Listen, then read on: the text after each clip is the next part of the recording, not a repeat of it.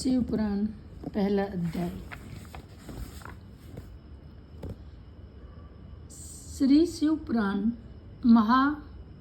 महात्म्य। श्री शौनक जी के साधन विषय प्रश्न करने पर सूत जी का उन्हें शिव पुराण की उत्कृष्ट महिमा सुनाना।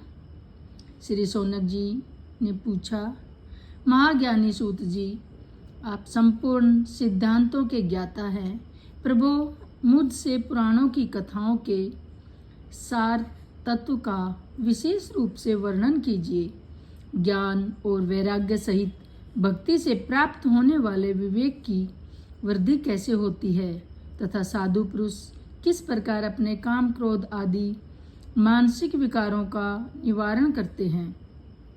इस घोर कलिका काल में जीव प्राय आसुर स्वभाव के हो गए हैं।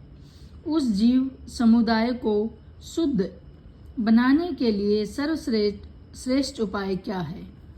आप इस समय मुझे ऐसा कोई शाश्वत साधन बताइए जो कल्याणकारी वस्तुओं में भी सबसे उत्कृष्ट एवं परम मंगलकारी हो तथा पवित्र करने वाले उपायों में भी सर्वोत्तम पवित्र कारक उपाय हो। तात वह साधन ऐसा हो जिसके अनुष्ठान से शीघ्र ही अंतःकरण की विशेष शुद्धि हो जाए तथा उससे निर्मल चित्त वाले पुरुष को सदा के लिए शिव की प्राप्ति हो जाए। श्री सूत जी ने कहा, मुनि श्रेष्ठ शौनक, तुम धन्य हो, क्योंकि तुम्हारे हृदय में पुराण कथा सुनने का विशेष प्रेम एवं लालसा है। इसलिए मैं शुद्ध बुद्धि से विचार कर तुमसे परम उत्तम शास्त्र का वर्णन करता हूँ। वत्स, वह संपूर्ण शास्त्रों के सिद्धांत से संपन्न, भक्ति आदि को बढ़ाने वाला तथा भगवान शिव को संतुष्ट करने वाला है। कानों के लिए रसायन अमृत स्वरूप तथा दिव्य है। तुम उसे श्रवण करो, सुनो मुने, वह परम उत्तम शास्त्र है। शिव पुराण, जिसका पूर्व काल में भगवान शिव ने ही प्रवचन किया था, यह काल रूपी सर्प से प्राप्त होने वाले महान त्रास का विनाश करने वाला उत्तम साधन है। गुरुदेव व्यास ने सनत कुमार मुनि का उपदेश पाकर बड़े आदर से संक्षेप में ही इस पुराण का प्रतिपादन किया है। इस पुराण के प्रणयन का उद्देश्य है कलि युग में उत्पन्न होने वाले मनुष्य के प्रेम हित का साधन। यह शिव पुराण परम उत्तम शास्त्र है। इसे इस भूतल पर भगवान शिव का वांग्य में स्वरूप समझना चाहिए और सब प्रकार से इसका सेवन करना चाहिए। इसका पठन और श्रवण सर्व साधन रूप है। इससे शिव भक्ति पाकर श्रेष्ठतम स्थिति में पहुंचा हुआ मनुष्य शीघ्र ही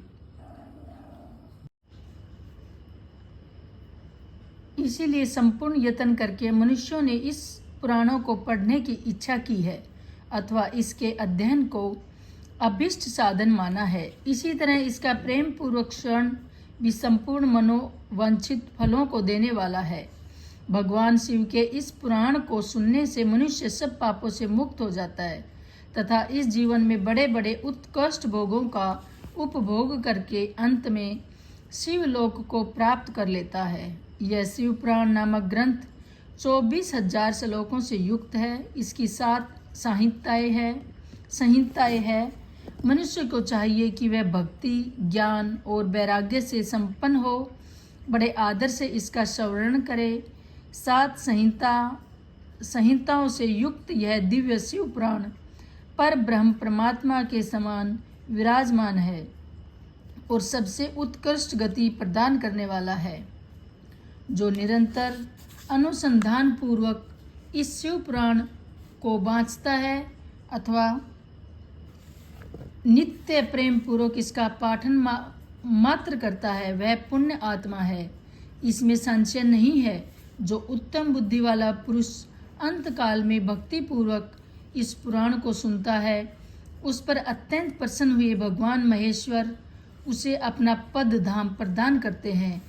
जो प्रतिदिन आदर पूर्वक इस शिव पुराण का पूजन करता है, वह इस संसार में संपूर्ण भोगों को भोग कर अंत में भगवान शिव के पद को प्राप्त कर लेता है। जो प्रतिदिन आलस्य रहित हो, रेशमी वस्त्र आदि के वेस्ट न से इस शिव पुराण का सत्कार करता है, वह सदा सुखी रहता है। यह शिव पुराण निर्मल तथा भगवान शिव का सर्वसत्व है। जो इहलोक और परलोक में भी सुख चाहता हो, उसे आदर के साथ प्रयत्न पूर्वक इसका सेवन करना चाहिए, मतलब सुनना चाहिए। यह निर्मल एवं उत्तम शिव पुराण धर्म, अर्थ, काम और मोक्ष रूप चारों पुरुषार्थों को देने वाला है। अतः सदा प्रेम पूर्वक इसका श्रवण एवं विशेष पाठ करना चाहिए। अब इसका पहला चैप्टर सुनते हैं। शिव पुराण के श्रवण से देवराज को शिवलोक की प्राप्ति तथा चंचुला का पाप से भय एवं संसार से वैराग्य। श्री शौनक जी ने कहा, महाभाग सूत जी, आप धन्य हैं, परमार्थ तत्व के ज्ञाता हैं। आपने कृपा करके हम लोगों को यह बड़ी अद्भुत एवं दिव्य कथा सुनाई है। भूतल पर इस कथा के समान कल्याण का सर्वश्रेष्ठ साधन दूसरा कोई नहीं है। यह बात हमने आज आपकी कृपा से निश्चय पूर्वक समझ ली है। सूत जी, कली युग में इस कथा के द्वारा कौन कौन से पापी शुद्ध होते हैं, उसे कृपा पूर्वक बताइए और इस जगत को कृतार्थ कीजिए। सूत जी बोले, मुने, जो मनुष्य पापी, दुराचारी, खल तथा काम क्रोध आदि में निरंतर डूबे रहने वाले हैं, वे भी इस पुराण के सुनने और पढ़ने से अवश्य ही शुद्ध हो जाते हैं। इसी विषय में जानकर मुनि इस प्राचीन इतिहास का उदाहरण दिया करते हैं, जिसके श्रवण मात्र से पापों का पूर्णतः नाश हो जाता है। पहले की बात है, कहीं की रातों के नगर में एक ब्राह्मण रहता था, जो ज्ञान में अत्यंत दुर्लभ, दरिद्र, रस बेचने वाला तथा वैदिक धर्म से नहीं जानता था। वह स्नान, संध्या आदि कर्मों से भ्रष्ट हो गया था और वेश्यावृत्ति में तत्पर रहता था। उसका नाम था देवराज। वह अपने ऊपर विश्वास करने वाले लोगों को ठगा करता था। उसने ब्राह्मण, क्षत्रिय, वैश्य, शूद्रों तथा दूसरों को भी अनेक बहानों से मारकर उनका धन हड़प लिया था, परंतु उस पापी का थोड़ा सा धन भी कभी धर्म के काम में नहीं लगा। वह सब प्रकार से आचार भ्रष्ट था। एक दिन घूमता घूमता वह देवयोग से प्रतिष्ठानपुर में जा पहुंचा। वहां उसने एक शिवालय देखा, जहाँ शिव जी की मूर्ति थी, जहाँ बहुत से साधु महात्मान इकट्ठे हुए थे। देवराज उस शिवालय में ठहर गया, किंतु वहाँ उस ब्राह्मण को बुखार आ गया। उस बुखार से उसको बड़ी पीड़ा होने लगी। वहाँ एक ब्राह्मण देवता शिव पुराणों की कथा सुना रहे थे। बुखार में पड़ा हुआ देवराज ब्राह्मण के मुखार विंद से निकली हुई उस शिव कथा को निरंतर सुनता रहा। 1 मास के बाद वह बुखार से अत्यंत पीड़ित होकर चल बसा। यमराज के दूत आए और उसे पासों में बांधकर बलपूर्वक यमपुरी में ले गए। इतने में ही शिवलोक से भगवान शिव के पार्षदगण आ गए। उनके गौर अंग कर्पूर के समान उज्जवल थे, हाथ त्रिशूल में सुशोभित हो रहे थे। उनके संपूर्ण अंग भस्म से रमे हुए थे। रुद्राक्ष की मालाएं उनके शरीर की शोभा बढ़ा रही थी।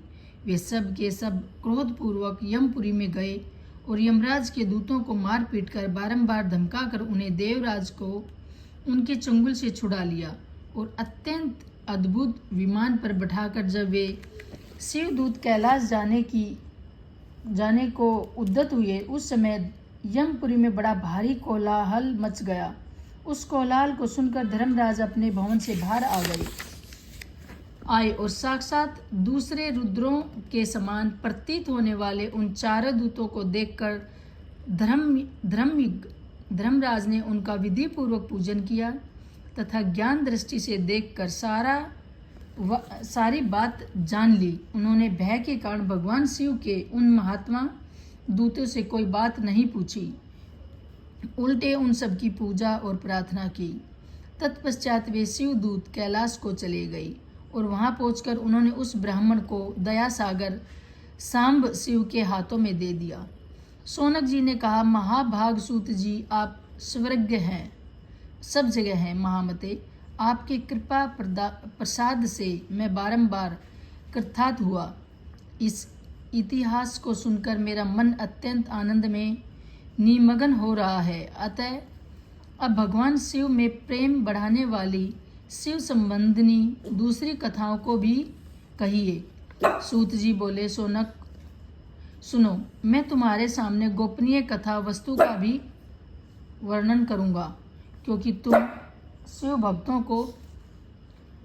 शिव भक्तों में अग्रण्य तथा वेद वक्ताओं में श्रेष्ठ हो। समुद्र के निकटवर्ती प्रदेश में एक वासकल नामक ग्राम है, जहाँ वैदिक धर्म से विमुख महापापी द्विज निवास करते हैं। वे सब के सब बड़े दुष्ट हैं। उनका मन दूषित विषय भोगों में ही लगा रहता है। वे न देवताओं पर विश्वास करते हैं न भाग्य पर। वे सभी कुटिल वृत्ति वाले हैं, किसानी करते और भांति भांति के घातक अस्त्र शस्त्र रखते हैं। वे विभाचारी और खलल हैं। ज्ञान, वैराग्य तथा सधर्म का सेवन ही मनुष्य के लिए परम पुरुषार्थ है। इस बातों को वो बिल्कुल नहीं जानते हैं। वे सभी पशु बुद्धि वाले हैं। वहाँ के अन्य वर्णों के विषय में क्या कहा जाए।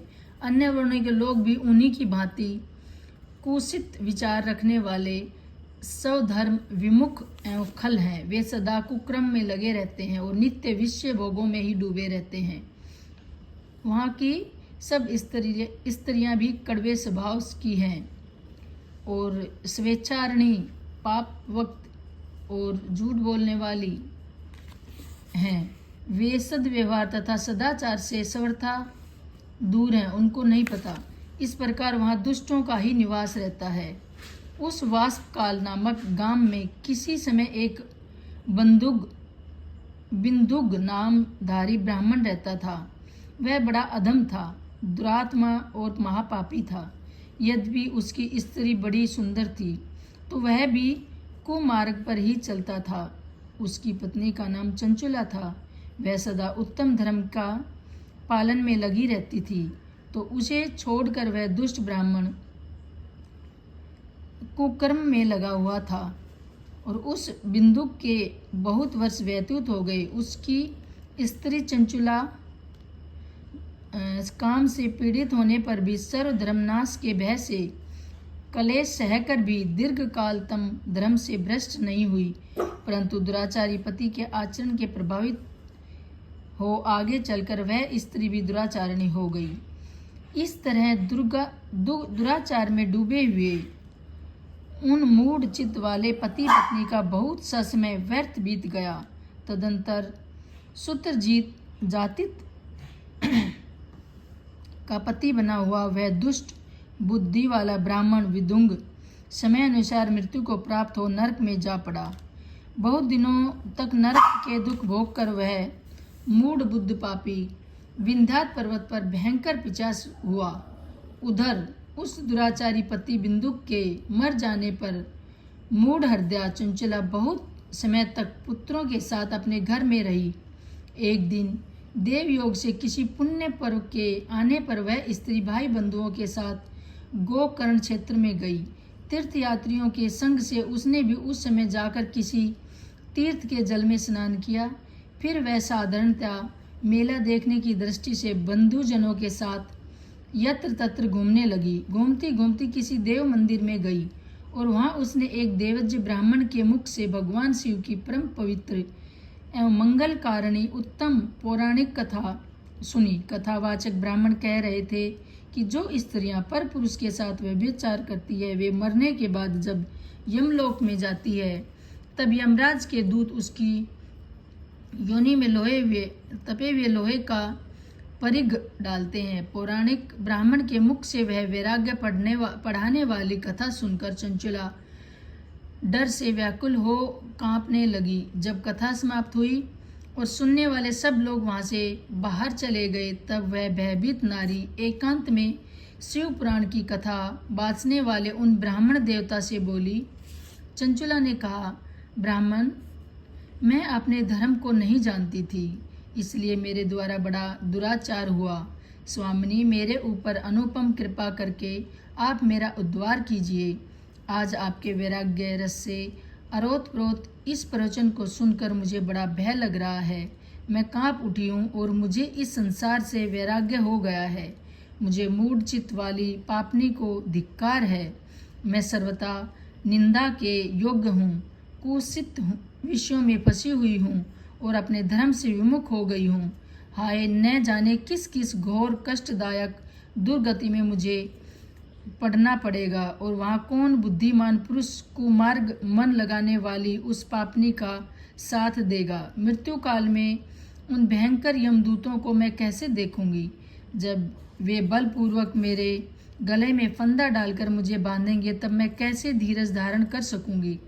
नरक में जब मेरे शरीर के टुकड़े टुकड़े किए जाएंगे, उस समय विशेष दुख देने वाली उस महायातना को मैं कैसे सह पाऊंगी। मैं मारी गई, मैं जल गई, मेरा हृदय विदीर्ण हो गया और मैं सब प्रकार से नष्ट हो गई, क्योंकि मैं हर तरह से पाप में डूबी रही हूँ। ब्राह्मण, आप ही मेरे गुरु हैं, आप ही माता और आप ही पिता हैं। आपकी शरण में आई हुई मुझ दीन अबला का आप ही उद्धार कीजिए। सूत जी कहते हैं, सोनक, इस प्रकार चंचला प्रार्थना से ब्राह्मण को उसे पूरा शिव पुराण सुनाना और समय अनुसार शरीर छोड़कर शिवलोक में जा चंचला पार्वती जी की सखी और सुखी होना। ब्राह्मण बोले, नारी, सौभाग्य की बात है कि भगवान शंकर की कृपा से शिव पुराण की इस वैराग्य युक्त कथा को सुनकर तुम्हें समय पर चेत हो गया। ब्राह्मण पत्नी, तुम डरो मत, भगवान शिव की शरण में जाओ। शिव की कृपा से सारा पाप तत्काल नष्ट हो जाता है। मैं तुमसे भगवान शिव की कथित कथा से युक्त उस परम वस्तु का वर्णन करूंगा, जिससे तुम्हें सदा सुख देने वाली उत्तम गति प्राप्त होगी। शिव को उत्तम कथा सुनने से ही तुम्हारी बुद्धि इस तरह पश्चाताप से युक्त एवं शुद्ध हो गई है। साथ ही तुम्हारे मन में विषयों के प्रति वैराग्य हो गया है। पश्चाताप ही पाप करने वाले पापियों के लिए सबसे बड़ी प्रायश्चित है। सत्पुरुषों ने सबके लिए पश्चाताप को ही समाप्त पापों का शोधक बताया है। पश्चाताप से ही पापों का शुद्धि होती है।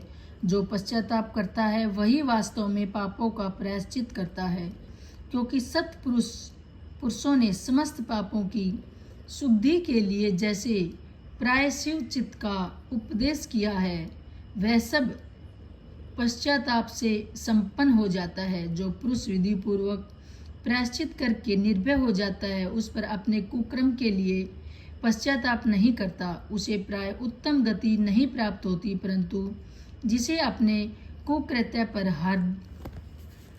हृदय पश्चाताप होता है, वह अवश्य उत्तम गति का भागी होता है। इससे संशय नहीं है। इस शिव पुराण की कथा सुनने से जैसे मन शुद्धि होती है, वैसे दूसरे उपायों से नहीं होती। जैसे दर्पण साफ करने पर निर्मल हो जाता है, उसी प्रकार इस शिव पुराण की कथा से चित्त अत्यंत शुद्ध हो जाता है। इससे संशय नहीं है कि मनुष्य के शुद्ध चित्त में जगदम्बा पार्वती सहित भगवान शिव विराजमान रहते हैं। इससे वह विशुद्ध आत्मा पुरुष श्री साम्ब सदाशिव के पद को प्राप्त होता है। इस उत्तम कथा का सुनने समस्त मनुष्य के लिए कल्याण का बीज है। अतः यथोचित शास्त्रों के मार्ग से इसकी आराधना अथवा सेवा करनी चाहिए। यह भवबंधन रूपी रोग का नाश करने वाली है। भगवान शिव की कथा को सुनकर फिर अपने हृदय में उसका मनन एवं नित्य ध्यान सन करना चाहिए। इससे पूर्णतः चित्त शुद्धि हो जाती है। चित्त शुद्धि होने से महेश्वर की भक्ति अपने दोनों पुत्रों ज्ञान और वैराग्य के साथ निश्चय ही प्रकट होती है। तत्पश्चात महेश्वर के अनुग्रह से दिव्य मुक्ति प्राप्त होती है। इससे संशय नहीं है, जो मुक्ति से वंचित है उसे पशु समझना चाहिए, क्योंकि उसका मन माया के बंधन में आसक्त है। वह निश्चय ही संसार बंधन से मुक्त नहीं हो पाता। ब्राह्मण पत्नी, इसलिए तुम विषयों से मन को हटा लो और भक्ति भाव से भगवान शंकर की इस परम पावन कथा को सुनो। परमात्मा शंकर की इस कथा को सुनने से तुम्हारे चित्त की शुद्धि होगी और इससे तुम्हें मोक्ष की प्राप्ति हो जाएगी। जो निर्मल चित्त से भगवान शिव के चरण आदि विंदनों का चिंतन करता है, उसकी एक ही जन्म में मुक्ति हो जाती है। यह मैं तुमसे सत्य सत्य कहता हूँ। सूत जी कहते हैं, हे सोनक, इतना कहकर वे श्रेष्ठ शिव भक्त ब्राह्मण चुप हो गए। उनका हृदय करुणा में आदृत हो गया था। वे शुद्ध चित्त महात्मा भगवान शिव के ध्यान में मग्न हो गए। तदंतर बिंदुगु की पत्नी चंचला मन ही मन प्रसन्न हो उठी। ब्राह्मण का उक्त उपदेश सुनकर उसके नेत्रों में आनंद के आंसू छलक आए थे। वह ब्राह्मण पत्नी चंचला हर्ष भरे हृदय से उन श्रेष्ठ ब्राह्मण के दोनों चरणों में गिर गई और हाथ जोड़कर बोली, मैं कृतार्थ हो गई हूँ। तत्पश्चात उठकर वैराग्य युक्त उत्तम बुद्धि वाली वह स्त्री, जो अपने पापों के कारण आतंकित थी, वह उस महान शिव भक्त ब्राह्मण से हाथ जोड़कर गदगद वाणी से बोली। चंचला ने कहा, ब्राह्मण, शिव भक्तों में श्रेष्ठ स्वामिनी, आप धन्य हैं, परमार्थदर्शी हैं, सदा परोपकारक से कारक में लगे रहते हैं, इसलिए श्रेष्ठ साधु पुरुषों में प्रशंसा के योग्य हैं। साधु में नरक के समुद्र में गिर रही है। आप मेरा उद्धार कीजिए। पौराणिक अर्थ तत्व से संपन्न जिस सुंदर शिव पुराण की कथा को सुनकर मेरे मन में संपूर्ण विषयों से वैराग्य उत्पन्न हो गया, उसी इस शिव पुराण को सुनने के लिए इस समय मेरे मन में बड़ी श्रद्धा हो रही है। सूत जी कहते हैं, ऐसा कहकर हाथ जोड़कर उसका अनुग्रह पाकर चंचला उस शिव पुराण की कथा को सुनने की इच्छा मन में लिए उस ब्राह्मण देवता की सेवा में तत्पर हो वहाँ रहने लगी। तदंतर शिव भक्तों में श्रेष्ठ और शुद्ध बुद्धिमान वाले उन ब्राह्मण देव ने उसी स्थान उस स्त्री को शिव पुराण की उत्तम कथा सुनाई। इस प्रकार उस गोकर्ण नामक महाक्षेत्र में उन्हीं श्रेष्ठ ब्राह्मण से उसने शिव पुराण की वह परम उत्तम कथा सुनी, जो भक्ति, ज्ञान और वैराग्य को बढ़ाने वाली तथा मुक्ति देने वाली है। उस परम उत्तम कथा को सुनकर वह ब्राह्मण पत्नी अत्यंत कृतार्थ हो गई। उसका चित्त शीघ्र ही शुद्ध हो गया। फिर भगवान शिव के अनुग्रह से उसके हृदय में शिव के सगुण स्वरूप का चिंतन होने लगा। इस प्रकार उसने भगवान शिव में लगी रहने वाली उत्तम बुद्धि पाकर शिव के सच्चिदानंदमय स्वरूप का बारंबार चिंतन आरंभ किया। तत्पश्चात समय के पूरे होने पर भक्ति, ज्ञान और वैराग्य से युक्त हुई चंचला ने अपने शरीर को बिना किसी कष्ट के त्याग दिया। इतने में ही त्रिपुर शत्रु भगवान शिव का भेजा हुआ एक दिव्य विमान हेतु गति से वहां पहुंचा, जो उनके अपने गणों से युक्त और भांति भांति के शोभा साधनों से संपन्न था। चंचला उस विमान पर आरूढ़ हुई और भगवान शिव के श्रेष्ठ पार्षदों ने उसे तत्काल शिवपुरी में पहुंचा दिया। इसके सारे मल धुल गए थे। वह दिव्य रूप धारणी दिव्यांगना हो गई थी। उसके दिव्य अव्यय उसकी शोभा बढ़ाते थे। मस्त कपर अर्धचंद्र का मुटुक धारण किए वह गौरांगी देवी शोभ्यशाली दिव्य आभूषणों से विशोभित थी। शिवपुरी में पहुंचकर उसने सनातन देवता त्रिनेत्रधारी महादेव जी को देखा। सभी मुख्य देवता उनकी सेवा में खड़े थे। गणेश, भृंगी, नंदीश्वर तथा वीरभद्रेश्वर आदि उनकी सेवा में उत्तम भक्ति भाव से उपस्थित थे। उनकी अंग कांति करोड़ों सूर्यों के समान प्रकाशित हो रही थी। कंठ में नील चिन्ह शोभा पाता था। 5 मुख और प्रत्येक मुख में 3-3 नेत्र थे, मस्तक पर अर्धचंद्रकार मुकुट शोभा देता था। उन्होंने अपने वामांग भाग में गौरी देवी को बिठा रखा था, जो विद्युत पुंज के समान प्रकाशित थी। गौरी पति महादेव जी की कांति कपूर के समान गौर थी। उनका सारा शरीर श्वेत भस्म भासित था, शरीर पर श्वेत वस्त्र शोभा पा रहे थे।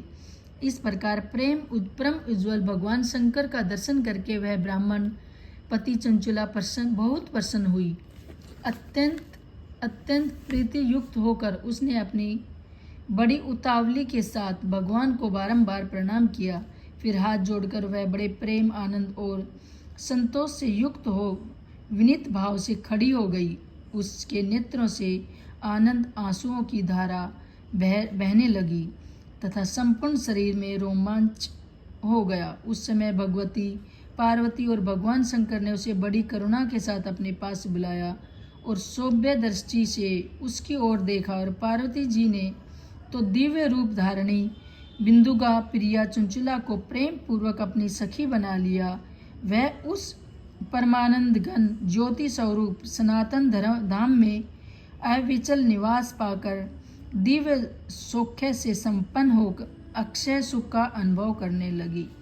अब कल सुनाऊंगी और